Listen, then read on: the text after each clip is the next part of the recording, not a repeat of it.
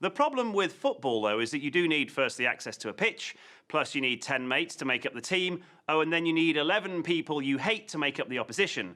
And that, right there, is why football freestyling was invented. Yes, to juggle a ball like this, you don't need a pitch or even mates. But what you do need is a certain degree of skill and balance. You also need plenty of space. Yes, in all directions. And it's advisable to start small. And not to overcomplicate things. Football freestyling requires serious technique. If you master that, you won't even need a football. Like this lady over in Myanmar, Southeast Asia. That's 2 milk bottles and a tennis ball. Proof, if proof were needed, that the woman's game is in rude health. But what if you were moving house and you had your hands rather full?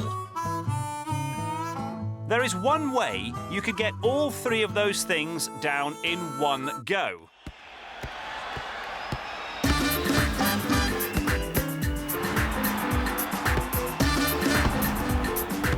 Football freestyling. It doesn't just look cool, it can be pretty useful too.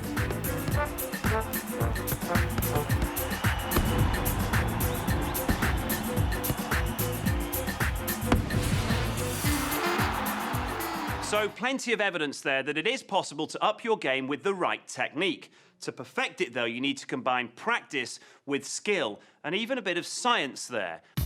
Our ball juggling supremo is Dan Magnus, holder of a clutch of keepy-uppy world records. Whether it's juggling a ball for 26 hours or going 36 miles without letting the ball touch the ground, he's your man. And here's how he does it.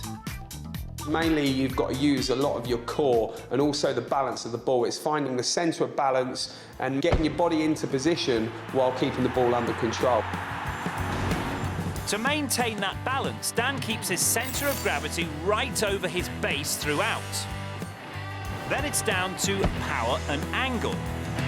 Once kicked, a ball follows a fixed arc called a parabolic trajectory.